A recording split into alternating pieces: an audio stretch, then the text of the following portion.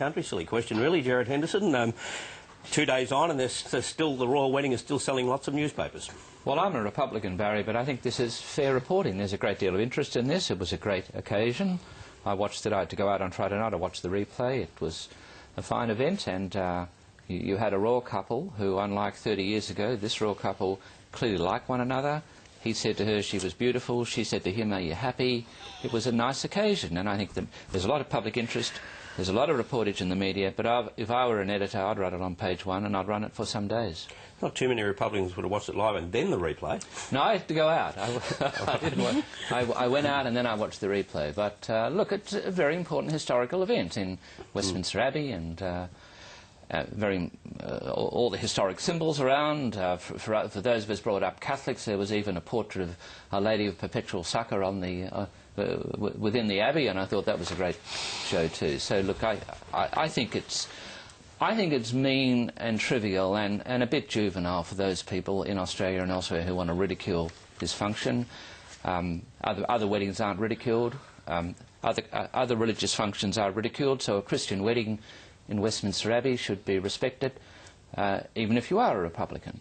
Kerry Anne? I don't think that it's, I mean, to say that it's mean and trivial to criticise it, or to find that perhaps it doesn't suit people in Australia to either watch or to become swept up in the whole glamour and occasion and pomp of it. I don't think that that can be classed as mean or trivial. Well, I wouldn't say... I think that there is absolutely no relevance to our lives, Australian lives. And if you like to watch a big party, fine, good, but in terms of saying that this has any importance to Australia at all, I don't think it does. And yet people lapped it up. Well, people like it. I mean, just the figures that are in the 7 million people watched it on Australian television. That's more than watched the opening and closing ceremony of the Sydney Olympics. I can't wait to see what the Republicans do when we actually have a republic in Australia. What's the main, do you think, festival that will be held by the first President of Australia? I mean, how can they compete with this pomp and ceremony, Barry? It was just an amazing spectacle. I have to say, 31 years ago, I staged a sit-in in my room. I was such a Republican. I was living in a community and they were having a party, watching the black and white television as this went. And 10 minutes into my sit-in, I thought, this is pretty dull here. After the revolution, it was all a bit dreary. And the same is true. I mean, the Pope's visit to Australia, the recent Pope's visit to Australia, was hugely successful.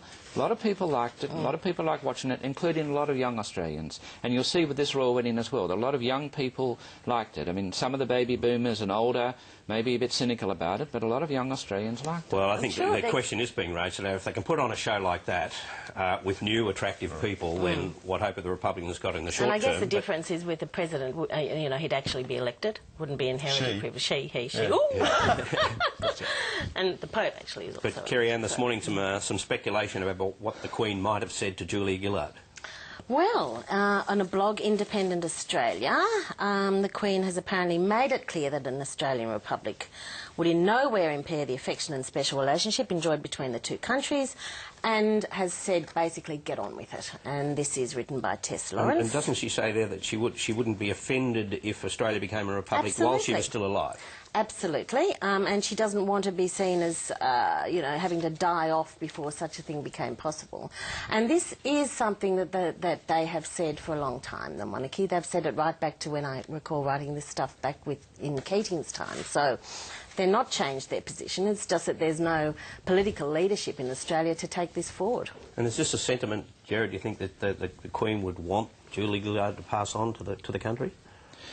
I think the position of the palace had previously been attributed to Prince Charles. The position of the palace was always that we should do what we want to do. I think that report would be inaccurate to the extent that the Queen would be advocating this. What the Queen would be saying is that if you want to do it, go ahead and do it.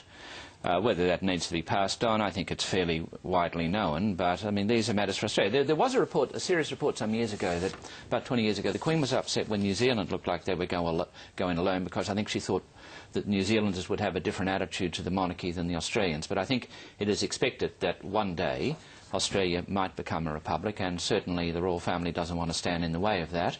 But that's going to be difficult to achieve, but certainly in the lifetime of the current monarch. Now, Julia Gillard has written, or perhaps dictated, I think, dictated her own account of the big day. She has. She's dictated it to Claire Harvey. This is what she has to say. This was the story of two young people in love. Despite all the occasion, the grandeur of it, the whole day managed to have an intimate feel.